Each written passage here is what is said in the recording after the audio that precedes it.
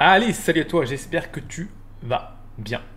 Je te retrouve dans ce nouveau cours gratuit de Machine Life Teach. On va voir la suite du script dans Blender. Donc je t'avais dit que ce sera un cours en 3 parties. Là, ce sera la deuxième partie du coup. On va essayer de rentrer un peu plus en détail. La dernière fois, on a vu les opérateurs qui étaient, comme je t'avais dit, la surface du script dans Blender. Aujourd'hui, on va rentrer dans les choses complexes. On va rentrer dans le dur du sujet. À tout de suite.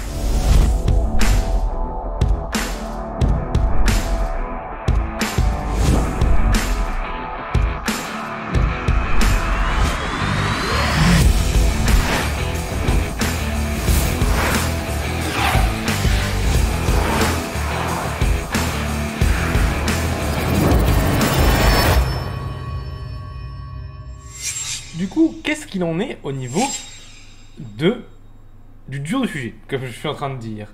Alors, je vais mettre ça, où est-ce que je peux caler ça? Voilà, là ici on s'en fout un petit peu.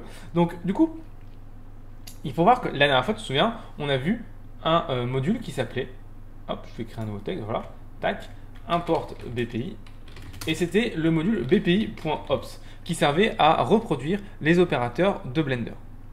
Donc les opérateurs, c'est quoi? Pour rappel, c'est simplement les boutons. Tous les boutons dans Blender sont des opérateurs. Toutes les actions que tu peux faire toi-même dans Blender sont des opérateurs. Tout le temps, tout le temps. Le souci avec ça, c'est que les opérateurs, en fait, c'est déjà en fait des méthodes écrites en Python qui reprennent en fait des méthodes de l'API qui relient Blender avec Python. Donc du coup, c'est une espèce de surcouche que tu as en fait. C'est un petit peu... ouais, c'est une fonction qui reprend d'autres fonctions qui, elles, font le lien entre Python et le code C de Blender. Donc du coup, est-ce qu'il y a un moyen de parler directement à ce code qui fait le lien avec Python sans passer par ces opérateurs? Alors oui, et tu vas voir que ça a énormément d'avantages. Le premier avantage, c'est comme je t'ai expliqué la dernière fois, rappelle-toi, quand tu fais un opérateur, l'opérateur ne renvoie aucune valeur. Par exemple, si je crée un cube, hop, on pourrait s'attendre à ce que, voilà, je vais copier juste ça, copier. On pourrait s'attendre à ce que, du coup, cette commande-là, si j'écris cube ici, elle renvoie du coup le cube créé dans cette variable. Et pourtant, tu vas voir que si je fais print cube, et en fait, pas du tout, ça renvoie pas du tout la même chose. Hop, regardons un petit peu ensemble. Je vais du coup mettre ma console ici parce que la variable, la méthode, la fonction print renvoie, affiche dans la console, pas dans Blender. Donc du coup, hop, je fais entrée, et du coup, tu vois que il m'a affiché non pas le cube, mais il m'a affiché finished, une espèce de, c'est une énum en fait de finished, un dictionnaire. Donc du coup, j'ai pas accès au cube que j'ai créé.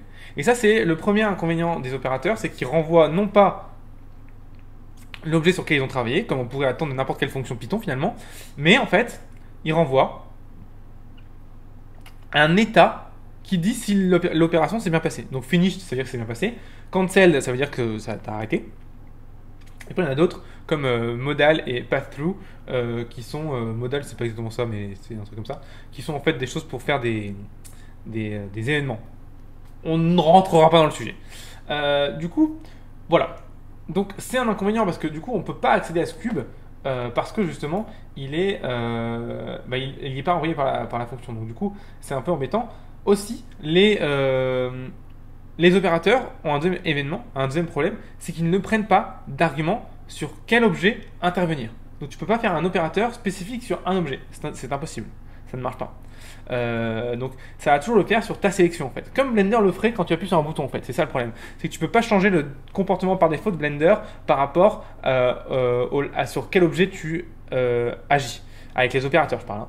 Donc du coup, c'est pour ça que Blender a créé du coup ce qu'on appelle le module data, qui permet de faire tout ça. Et qui en fait, c'est ce module-là, enfin c'est en partie ce module-là qui est utilisé dans les opérateurs de Blender, qui sont en fait eux écrits en grande partie en Python. Donc du coup, pas tous, hein, mais en grande partie. Donc du coup, moi je te montre un truc génial. On va importer, enfin on va importer en fait le module data, c'est bpi.data. Alors avant du coup de voir un petit peu ce qu'il y a dedans, parce que du coup là tu peux plus te regarder ce qu'il y a là-dedans, puisque bpi.data c'est vraiment un module à part qui n'est pas logué dans cette petite fenêtre là. Donc du coup tu pourras pas faire des copier-coller. Il va falloir que tu ailles chercher un peu les fonctions dans la doc. Donc allons dans la doc. Rappelle-toi la doc, je t'ai montré hier comment on faisait dans le dernier cours comment on faisait. Donc c'est Blender Python API, d'accord? Et tu vas là. Et on va chercher du coup standalone. Ici tu as application de module et tu as data access. Et tu vois que c'est le premier parce que du coup c'est vraiment le module de Blender pour accéder à la data, accéder à à l'interne de Blender en fait, tout simplement. Donc c'est vraiment très très très intéressant. Et tu vois qu'il met un petit exemple très intéressant, tu vois, il dit voilà, est-ce que je peux afficher tous les objets des noms? Bah oui, for obj in bpi.dataObject, donc du coup tous les objets de data. Data en fait c'est toute la donnée de ta scène, et object c'est un sous-attribut qui prend tous les objets de ta scène, et là tu peux tout afficher, on y reviendra après. Hein. Et il met 2-3 exemples pour expliquer un peu comment ça fonctionne. Bref, c'est très intéressant. Quand tu cliques sur ça, tu as tous les sous-attributs de Blend Data qui sont hyper intéressants et qui expliquent. Donc par exemple, si on cherche Object, tu vois, voilà, tu as Object, Blend Data Plot, et là tu as du coup 3 choses. Tu as un Blend Data Object qui est descend, donc qui hérite. Donc encore une fois, là il faut que tu connaisses Python parce que sinon tu vas rien comprendre. Il faut que donc, cet objet hérite d'une BPI propre collection. Donc en fait, c'est les listes de Blender. Blender a refait son type de liste pour que ce soit plus simple. Et c'est les objets qui sont à l'intérieur de cette liste, c'est des objects. D'accord? Voilà un petit peu ce qu'il y a dans Object. Parce que du coup, tu vois, c'est un truc qu'on utilisera souvent. Donc on va faire exactement comme eux. On va faire for obj in bpi.data.object print obj. Qu'est-ce qu'il m'envoie quand je fais ça?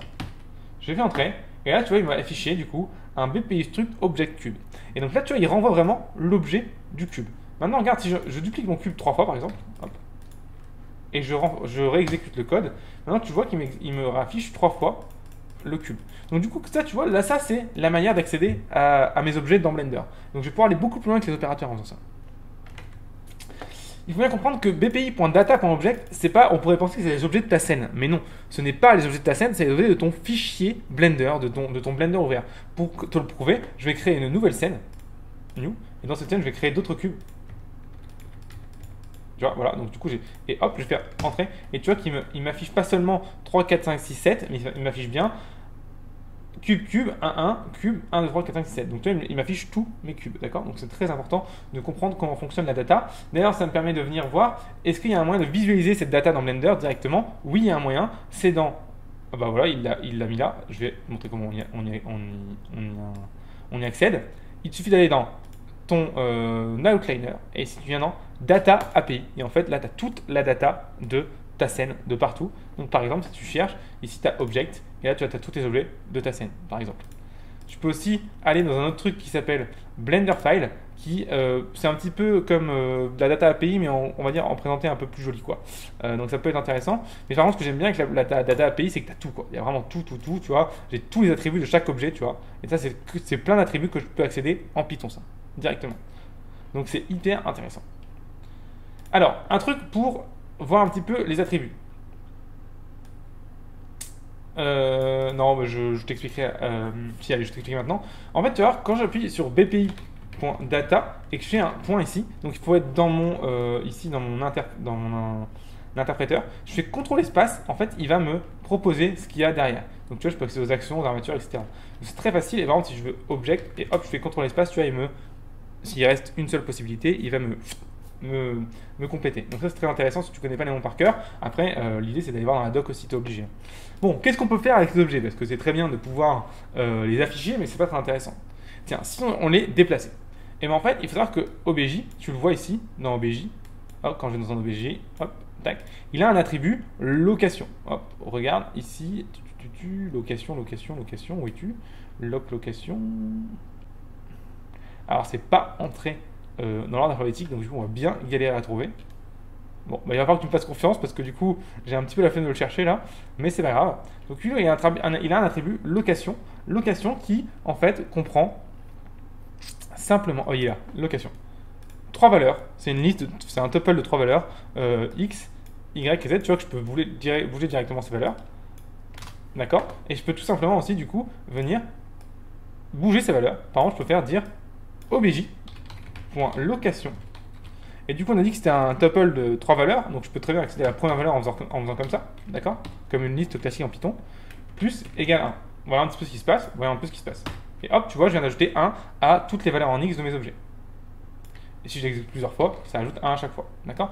Donc là, ça me permet d'accéder directement aux objets de Blender, et là, tu commences à voir la puissance du truc, parce que tu peux aller très très loin avec ça. Alors, allons justement, du coup, un petit peu plus loin et essayons de comprendre un petit peu ce qu'on peut faire sur un objet dans Blender. Donc pour ça, allons dans la doc ici, et tu vois qu'on a dit que c'était une collection d'objets. Alors allons dans objet ici, et voyons ce qu'il y a dans objet. Et tu vois que tu as plein de choses, plein de trucs. Mais alors, plein de trucs. Dans Blender, c'est abusé. Et en fait, c'est tout, absolument tous les attributs que tu peux modifier sur un objet. Ils sont souvent, en fait, du coup, c'est souvent tous les attributs que tu as là, dans objet ici. Tout ça sont modifiables dans les attributs d'un objet ici. La relation, tu vois, je peux changer le parent directement, tu vois. Alors, ce qui est intéressant, c'est que quand tu as activé ici dans... où est-ce que c'est que ce truc alors, je crois que c'est dans Préférences. Quand tu es dans Préférences, dans Système, je crois. Alors, je suis désolé, je dois rechercher un petit peu là. Dans Interface, si tu coches Python Tooltip et Tooltip, ça te permet de voir quand tu mets ta souris dessus le chemin de. Tu vois, ça me donne le chemin de l'attribut. Donc, du coup, ça me permet de. Du coup, tu vois, ah, je sais que parent, tu vois, c'est l'objet point parent. Donc, du coup, tiens, essayons de afficher les parents des objets. obj.parent. Logiquement, il n'y en a aucun qui est parenté à personne. Donc du coup, voyons ce qui se passe. Et on voit, il me dit none, parce qu'aucun n'est parenté. Maintenant, imaginons que je veux que mes objets soient parentés à l'objet d'avant. Ce serait marrant ça. Chaque objet soit parenté à l'objet d'avant. Donc du coup, alors il va bien faire attention. Je vais aller dans Orphan Data ici, tiens, ça va me permettre d'expliquer autre chose.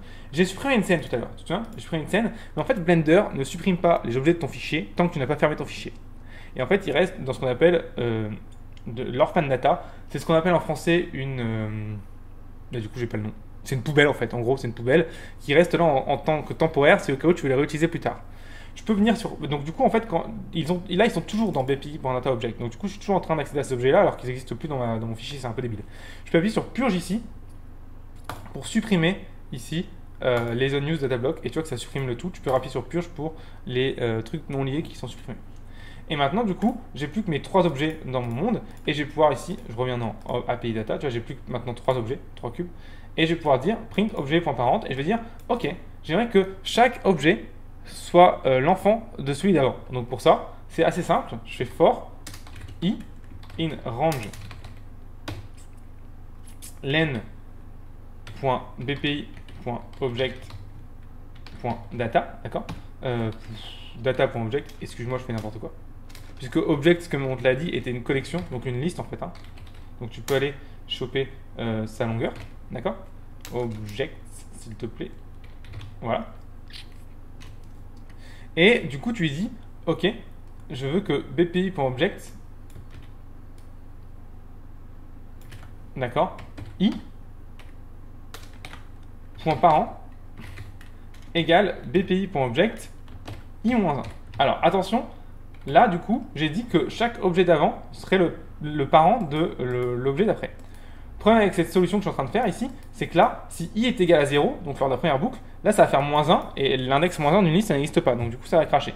Donc, du coup, il faut que je fasse une petite condition, if. Alors, en plus, si j'oublie de mettre les 2 points, ça va pas le faire.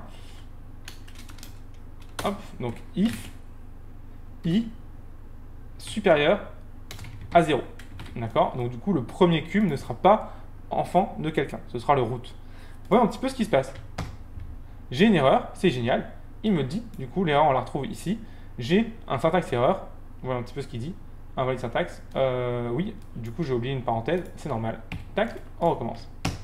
Et du coup, tu vois que maintenant, il m'a fait une parenté et que j'ai bien l'enfant, le parent, le parent. Donc, du coup, ça permet de créer des parents, une relation parent-enfant très facilement, tu vois, tu pourrais faire avec ça avec une centaine d'objets, tu vois, et ça fonctionnerait. Donc, du coup, tu vois qu'on peut commencer à faire des trucs qu'on ne pourrait pas faire à la main. En fait, ça va permettre de faire beaucoup de trucs que tu ferais à la main, mais sur des gros groupes d'objets directement. Donc, c'est très pratique. Rien ne t'empêche aussi de mettre ces objets dans une liste personnalisée. Je t'explique. Regarde un peu ce que je vais faire. Je vais créer des objets. Alors, du coup, je vais bien faire attention à que mes objets soient bien supprimés. Je peux appuyer sur Shift X en supprimant. Et en fait, quand je fais Shift X, ça supprime l'objet de ma scène et de mes orphan data. Ça supprime mon objet entièrement en faisant Shift X. Alors, quand tu fais juste X, ça supprime ton objet juste de ta scène et ça le laisse dans les orphan data, dans l'espèce de poubelle que je t'ai parlé tout à l'heure. Donc, du coup, je vais créer 3 objets. Ok. Hop, hop. Et je vais dupliquer ces objets. Hop.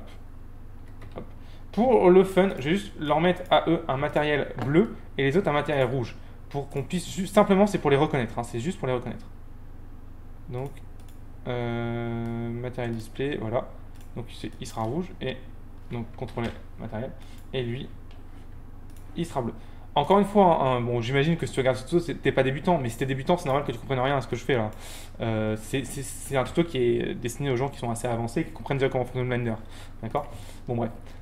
Du coup, voilà, on a du coup 3 cubes rouges, 3 cubes bleus, et on va mettre, du coup, je sais que il faut que je sélectionne ces cubes dans une variable et ces cubes dans une variable. Parce que je te dis, en fait, ce qu'on peut faire, c'est que maintenant, les objets, on va pouvoir les mettre directement dans deux listes séparées et pouvoir les utiliser plus tard.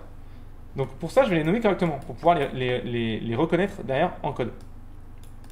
Je pourrais trouver une autre solution, hein. Je pourrais regarder quel matériel... Allez, on va checker quel matériel il est, c'est encore mieux. Donc du coup, je vais un matériel qui va s'appeler rouge, et du coup, je vais prendre un matériel qui s'appelle bleu. Donc du coup, on va te montrer un petit peu dans for obj in... Oula, j'écris pas.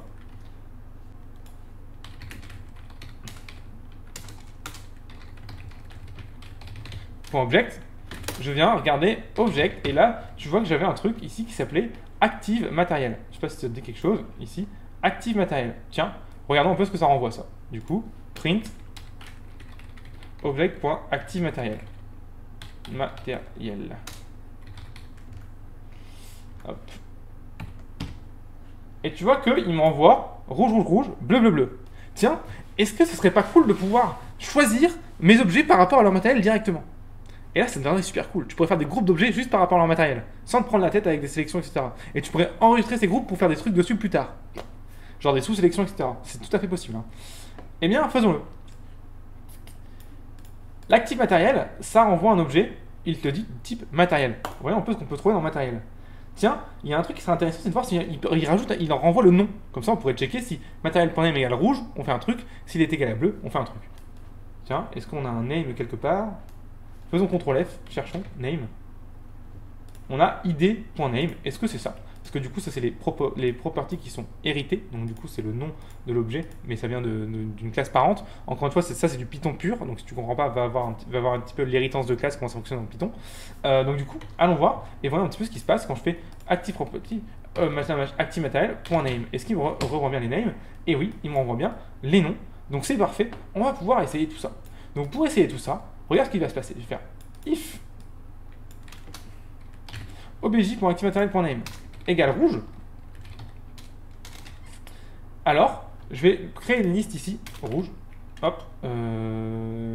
Liste rouge égale tac. Bien. Voilà. Et je vais mettre liste bleue ici. Égale. Voilà. OK. Et je vais dire OK. Ce qui serait intéressant, c'est que tu puisses me trier mes objets dans ces deux listes. Donc du coup, si mon objet matériel.name égale rouge, alors je vais faire simplement liste rouge .append. Et ici, je vais aller chercher mon objet, donc obj. Else, donc du coup, s'il n'est pas rouge, il est forcément bleu, liste bleue. .append. Obj. Et là, tu vas me dire, ok, mais donc je fais ça, je fais entrer. Alors du coup, en plus, je fais une erreur, donc ça ne marche pas. Liste bleue, j'ai fait une erreur dans liste bleue. Pardon. Je fais entrer et ça ne sert strictement à rien parce que ça n'a rien fait. Parce que du coup, une fois que le script est exécuté, ces deux variables-là, elles disparaissent. Oui, en effet, si tu ne les utilises pas derrière, ça ne sert à rien. Par contre, si tu dis, ok, j'aimerais que mes objets bleus soient 2 fois plus gros et mes objets rouges 2 fois plus petits, par exemple, hein, bah, je pourrais faire ça par exemple derrière. Je pourrais faire derrière, tiens, ok, maintenant que j'ai ça, for obj in liste rouge, je fais des trucs nuls. Hein. L'idée, c'est à toi de trouver des trucs intéressants à faire. Après, je vais te montrer quelques scripts qu'on a fait pour que tu puisses voir un petit peu la puissance du truc. Une liste rouge, je vais dire obj.scale, d'accord, donc le scale de chaque objet. Je suis là, hein. Hop, ici scale, je l'avais vu tout à l'heure, location, scale.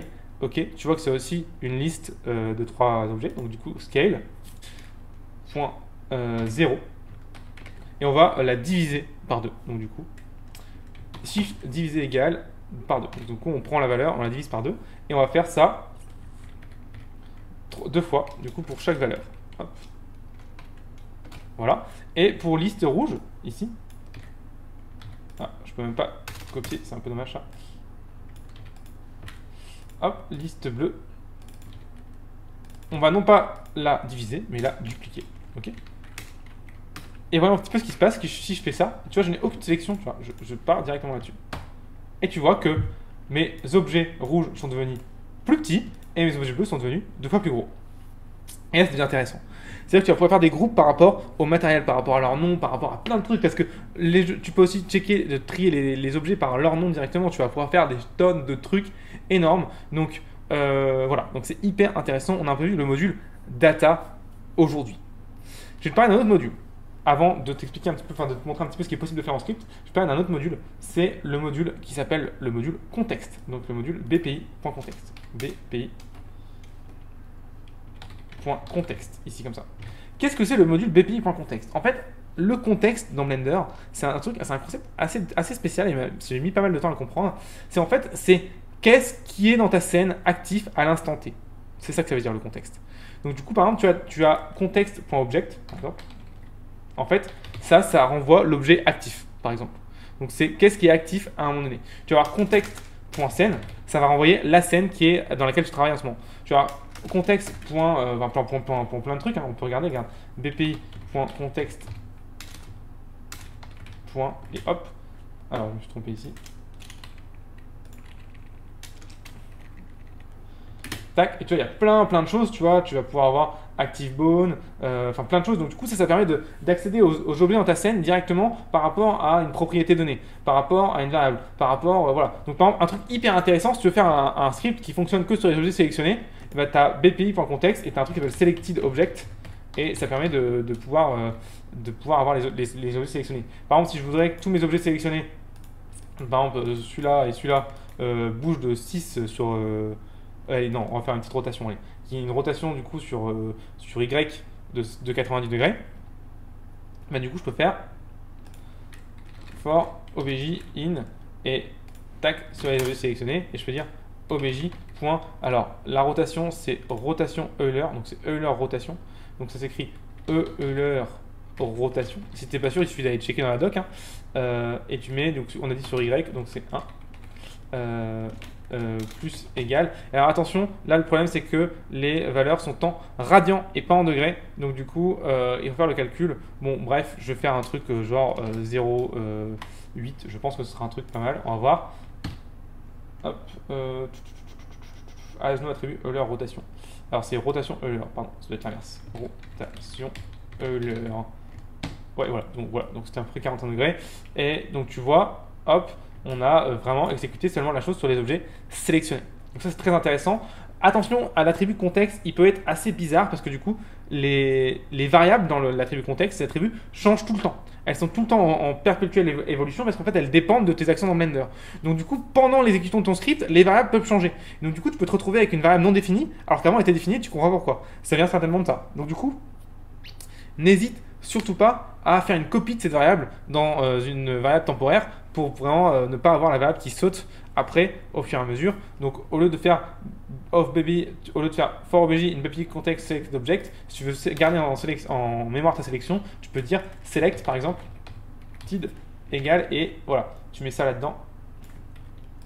Comme ça te fait une copie de la liste, d'accord, dans ta variable et ça te permet du coup de pouvoir après désélectionner les choses, etc.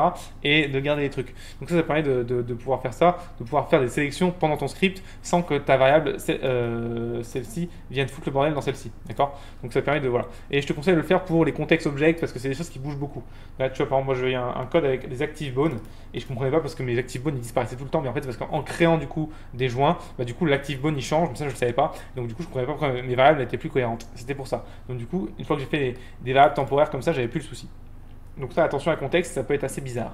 Donc voilà, le contexte va te permettre en fait d'accéder à tous les éléments de ta scène. Enfin, même pas de ta scène en fait, de Blender, mais vraiment contextuellement parlant. C'est-à-dire que si tu es en 3D, tu vas pouvoir accéder aux éléments dans ta vue 3D. Si tu es dans le script, tu vas pouvoir accéder aux éléments du script. Si tu es dans le séquenceur, tu vas pouvoir accéder aux éléments du séquenceur. Enfin, tu vois, le contexte, c'est en fonction de où est-ce que tu es dans Blender et ce que tu es en train de faire. Donc c'est pour ça que le contexte, c'est vraiment un objet qui est très variable, avec beaucoup de variables qui vont bouger, qui vont passer en fonction de où est-ce que ta souris est des fois. Ça va et changer les valeurs qu'il y a dans le contexte. Donc voilà. Alors, ce qui est intéressant aussi, ce que tu peux souvent vouloir utiliser dans le contexte, c'est bpi.contexte.scène. qui donne la scène active parce que du coup on veut tout le temps y aller parce que dans l'objet scène après tu as vraiment beaucoup de choses intéressantes dont on va regarder ensemble, tu vois. Ici, tu vois, dans l'objet scène, je vais avoir du coup, bon ça c'est des scripts à moi donc on s'en fout. Voilà. Voilà, tu vois, j'ai la caméra active par exemple que je peux changer. Je vais avoir la collection active. Je vais avoir du coup le curseur 3D sur lequel je peux directement travailler. Je peux travailler sur ce qui est expliqué. Je peux carrément aller toucher aux paramètres de cycle directement dans ma scène, dans les paramètres divi. Je peux aller chercher, du coup, tu vois, voilà, je peux avoir la frame currente, je peux la changer, je peux changer pas mal de choses dans ma scène. Enfin voilà. Et tu as aussi évidemment les objets de ta scène, scène.object, ou alors c'est dans scène.collection.object que tu vas pouvoir avoir tout ça, qui est très intéressant. Donc du coup, scène, on l'utilise beaucoup de base dans nos scripts. Donc voilà, je voulais te montrer comment accéder à la scène courante. Voilà, donc ça va être le tout pour ce deuxième cours. J'aimerais terminer parce que du coup, là, on a vu pas mal de choses assez théoriques, mais du coup, pas trop de pratique. Ça va être un peu compliqué pour toi de te projeter sur qu'est-ce que tu peux faire en script. Donc du coup, je vais te montrer ce qui est possible de faire en script. Regarde, par exemple. Donc nous, on les a intégrés en plugin, on les a intégrés dans des menus, mais ça on le voit, on va voir comment faire pour intégrer ton code dans des menus et dans des boutons lors du dernier cours qui arrivera après. Donc du coup voilà, donc tu oublies un peu cette partie, mais par exemple voilà, je vais te montrer un petit peu ce qu'on a fait. Par exemple, on a un truc tout bête. Hop, Bien. Alors, je déteste ce raccourci, à chaque fois il me change mon raccourci, ça m'énerve. Merci. Hop, donc tac, je crée un cube et je voudrais que ce cube, voilà, je vais lui faire un mirror. Faire un mirror, c'est long, il faut faire un modifier mirror, etc. On a rajouté un petit menu tout simple. Ici, modifier, mirror. C'est juste du script. Du script qui ajoute le mirror et qui nous permet de venir changer après l'axe ici, si on veut, hein, sans problème. D'accord? Donc voilà, premier script qu'on peut faire. Un script vraiment basique, pour le coup, ici. Allons un peu plus loin. Un script pour faire des booléens qu'on avait fait ensemble, qu'on a fait il y a de ça pas longtemps. Je sélectionne l'objet numéro 1, l'objet numéro 2, clic droit, quick booléen, différence, tac, et ça va me permettre de créer un booléen directement. Et là, le booléen va un peu plus loin, il crée le modifieur, il rend l'objet ici invisible, et c'est très intéressant. Dans les booléens, j'ai beaucoup d'autres choses. Je peux apply, et j'ai même des options, dans une petite option ici, dans tools. Alors, où est-ce qu'il est, booléen. Je peux dire, est-ce que tu delete endguns, etc. Donc du coup, là, on va vraiment loin, on va vraiment toucher à la topologie dans le script. Parce que tu vas voir que dans les datas du mesh, en faisant context.object, donc un objet object, tu as un sous-menu, un sous-attribut de data, et dans cet objet data, tu peux accéder aux points, aux vertex, aux edges, etc. Et du coup, je peux faire apply, tu vois, ça va appliquer tous les booléens que j'avais sur mon mesh, et en plus, tu vois, il l'a quadrangulé. Un truc excellent, avec cet outil-là, je peux rajouter du coup plusieurs booléens si j'ai envie, tu vois. Je peux en mettre un autre ici, hop, le dupliquer, ok. Et je peux dire, ok, tac, tac, tac, et le dernier actif va subir le booléen, quick type, différence, et tu vois que le tout fonctionne. C'est quand même beaucoup plus rapide que si je devais faire les modifiers à la main, tu vois. Par exemple, donc tu vois, ça peut servir, ça c'est un script, tu vois, c'est vraiment juste du script, et ça c'est quoi? C'est 15 lignes, hein, 15-20 lignes, hein, c'est tout. Et après, du coup, je peux venir ici, appliquer directement. Et du coup, j'ai mon mesh qui est mangé. Bon, après, ça ne donne pas une topologie très très propre selon le booléen, mais c'est déjà pas mal. Qu'est-ce qu'on a fait d'autre? Ah, tu vois, voilà, on a créé juste un petit menu pour créer des caméras directement personnalisées avec les bonnes lenses, tu vois. C'est des trucs tout cons, tu vois, c'est vraiment tout bête, hein. Tu crées ta caméra, tu changes la lens et c'est terminé. Mais ça permet de gagner beaucoup de temps. Quand tu crées les choses. Voilà, un truc pour lier automatiquement des datas depuis plusieurs scènes. Très intéressant, ça aussi. Qu'est-ce qu'on a fait d'autre? On a fait tellement de plugins. Ce serait un petit peu compliqué de tous les montrer. Bah tiens, je vais te montrer, j'en avais parlé d'un coup, je sais que ça va montrer. Voilà, par exemple, ici, j'ai un plugin. Parce que du coup, on peut utiliser la force de Python, tu vois, et Python peut écrire des fichiers entre ordinateurs, etc. aussi. Et du coup, nous, on a utilisé ça pour créer un plugin qui s'appelle ici le Pipeline Tool, qui va nous permettre de pouvoir enregistrer automatiquement les scènes, etc., créer une hiérarchie cohérente, etc., dans nos fichiers. Donc, pour te montrer un petit peu ce qu'il en est. On va peut-être je vais ouvrir un fichier, on va aller ouvrir un dossier par exemple. Donc ici, on va aller chercher un projet qu'on a fait. Attends, on va aller chercher nos projets récents ici. Projet récent, il n'y en a pas. Dommage. Hop, et du coup, ici, tac, tac, tac. Voilà, c'est un projet. Et du coup, tu vois ici, je peux dire enregistrer ma scène en tant qu'asset, etc. Et il va venir me créer tous les dossiers adéquats. Ce qui est intéressant, c'est que ça me permet aussi de directement me balader dans la scène, tu vois. Dans Asset Manager, j'ai directement mes objets qui fonctionnent. Alors là, je les vois pas, je ne sais pas pourquoi. J'ai dû faire ça à l'arrache, je pense. C'est pas très grave. Donc voilà, ça peut être un script qui fonctionne aussi. Qu'est-ce qu'on a d'autre qui peuvent être très intéressants? Tu vois, voilà, des choses pour automatiquement remplacer les chemins de conflit. C'est vraiment du Python basique hein, et des attributs sur les objets. Hein. C'est très, très basique. Ah oui, un truc très intéressant, par exemple, tu as le multicam render qui permet du coup de pouvoir, ici du coup, je crois qu'il est, non, où est-ce que je l'ai vu? Ouais, non, on l'a mis là. Voilà, multicam render qui permet de pouvoir, ici, rendre plusieurs caméras en même temps. Donc si par exemple je crée plusieurs caméras, ici, tac, tac, tac, bah, du coup je peux chacun leur mettre ici, tu vois, quand je sélectionne un start et un end différent en termes d'image. Je peux même dire que celle-là, je veux rendre que un certain nombre d'images, tu vois, la 1, la 3 et la 5 par exemple. La 31 et la 5 par exemple, voilà. Alors je sais plus si c'est des virgules ou des points virgules. Add new frame to render. Je vais même pas expliquer. Ah non, pardon. C'est tu fais une frame et hop, tu fais voilà. Et tu veux rendre la 52, tac, voilà, hop. Tu veux rendre la 34, voilà. Et tu vois, donc tu peux voir, voilà, je veux dire, donc la caméra 1 va rendre de 0 à 350, la caméra 001 va rendre de 50 au 324 par exemple, et la caméra 2 va rendre seulement les frames 1, 52, 34. Hyper intéressant, tu peux rendre animation, il va te rendre ton truc au fur et à mesure, tu vois, il va enchaîner tout, ça te permet de dormir la nuit pour rendre plusieurs caméras par exemple. Hein. Donc voilà, c'est un truc qu'on peut faire aussi en Python ça. Tu peux aller très très très loin. On parlera des interfaces du coup lors du prochain cours. C'est pour te montrer. Allez, un dernier petit truc qui, je pense, va t'intéresser. On a fait un truc en Python qui est vraiment, je pense, un des trucs les plus sympas qu'on a fait, c'est qu'on a permis à nos créateurs de pouvoir gérer en fait les caméras directement dans le séquenceur. Donc en fait, j'ai qu'à cliquer là-dessus et ça vient créer en fait une séquence directement sur mon. Alors ça marche pas avec les. Voilà. Directement sur mon séquenceur et je vais pouvoir en fait faire mon montage directement comme ça, tu vois. Hop. Tac. Et je vais pouvoir vraiment venir faire mon montage. Voilà, la caméra 2. Et ici, la caméra 1 est ici. Tac. Et du coup, regarde ce qui est intéressant. Je vais hop, tourner la caméra 1. Tac. Ici, je vais rendre la caméra 2. Tac. Et on va vraiment pouvoir visualiser notre montage au fur et à mesure où on travaille. Hein. Ça va être hyper intéressant. Regarde, je crée un cube. Et voilà.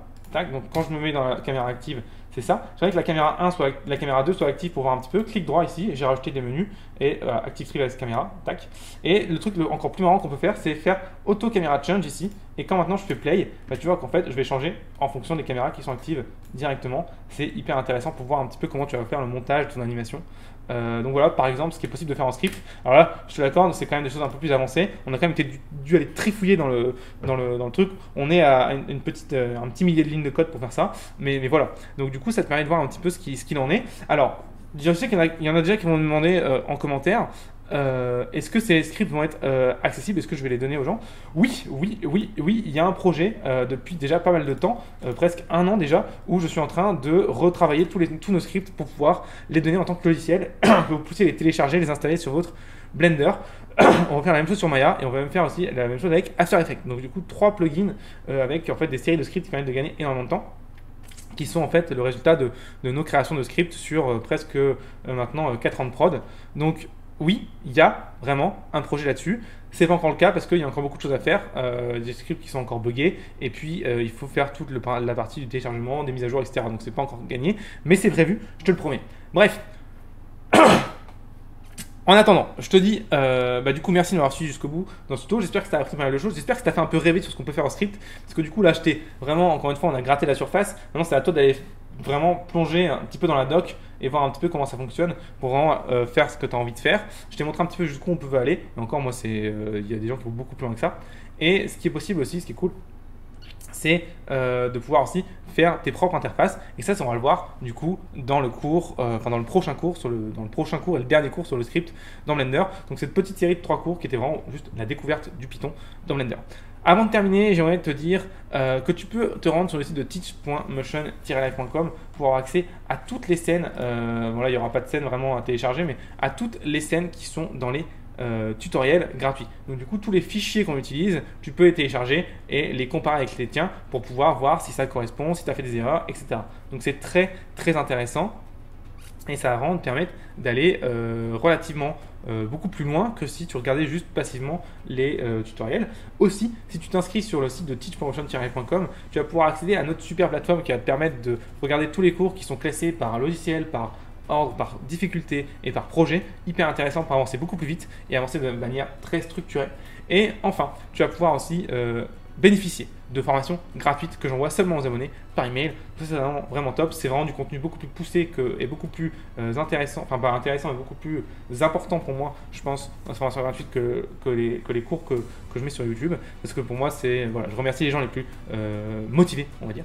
Et je termine par la dernière chose, les abonnés ont aussi accès, et seulement eux, accès au YouTube Live où tu vas pouvoir me poser toutes tes questions pour que je puisse y répondre. Et puis globalement, voilà, c'est pas mal. Donc rends-toi tout de suite sur teachpromotion-com. Tu peux t'inscrire dès maintenant. Ça demande juste un email, ton prénom, c'est gratuit. Tu peux t'inscrire quand tu veux. Je déteste le spam autant que toi. Donc du coup, voilà, c'est hyper simple de t'inscrire. Tu as un petit bouton en dessous de chaque email et c'est terminé. C'est seulement une newsletter où je te récapitule tous les cours qui sont sortis chaque semaine que tu vas recevoir et les formations gratuites. Mais ça, tu verras, il y en a une par semaine, enfin une par mois. Enfin bref, je vais pas envahir ta boîte mail, je te rassure.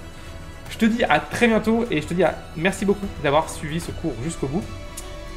Et puis on se retrouve bientôt pour la troisième partie des interfaces. Ciao!